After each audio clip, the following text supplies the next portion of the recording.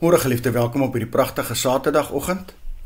Gister het ons vir mekaar gesê dat ons het 'n verantwoordelikheid oor die verbond.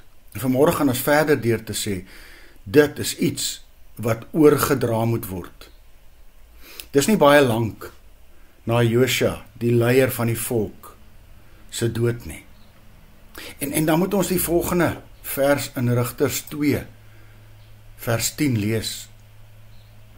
Nadat ook daardie hele geslag met hulle voorouers verenig is, met ander woorde gesterf het daar 'n ander geslag na hulle opgestaan, wat nie die Here geken het, en ook nie die dade wat hy vir Israel gedoen het nie.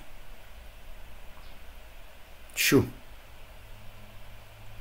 'n Volk wat God se goedheid gesien het, gesien hoe hy die vyand voor hulle uitverdryf het, hulle nuwe land gegee het, en 'n mens sou dink dat hierdie iets is wat altyd onthou sou word.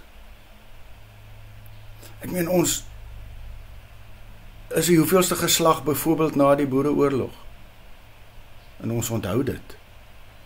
En hier lees ons van 'n geslag wat niks daarvan onthou nie. En ons lees hier in Rigters 2 dat die volgende geslag het nie die Here geken of gedien nie. Alles vergete. Sien geliefde, dit is die antwoord op die vraag hoe dit gebeur. Dis wat gebeur wanneer mense nie hulle verbondsverantwoordelikhede nakom nie. Elkeen wat aan die Here behoort, het hierdie verantwoordelikheid om te sorg dat sy kinders ook die Here ken en dien, deur hulle van kleins af te vertel hoe wonderlik die Here is, en wat 'n wonders hy in ons lewens doen en gedoen het.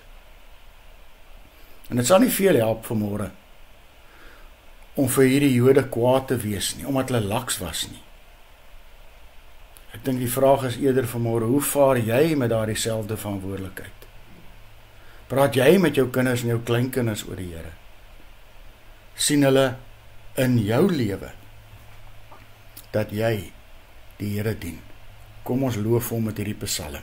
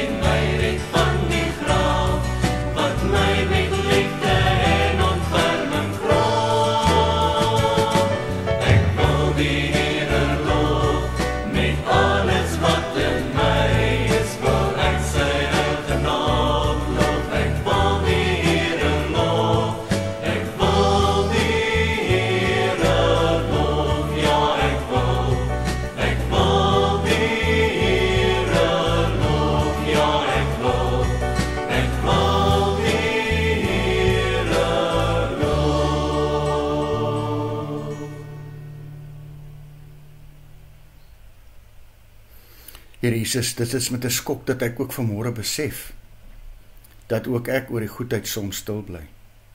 Vergewe my en help my om nooit weer te swyg, veral teenoor my kinders en my kleinkinders nie. Help my om hierdie verbondsbelofte tot die einde toe gehoorsaam. Amen. Mag jy saam met my 'n lieflike dag hê.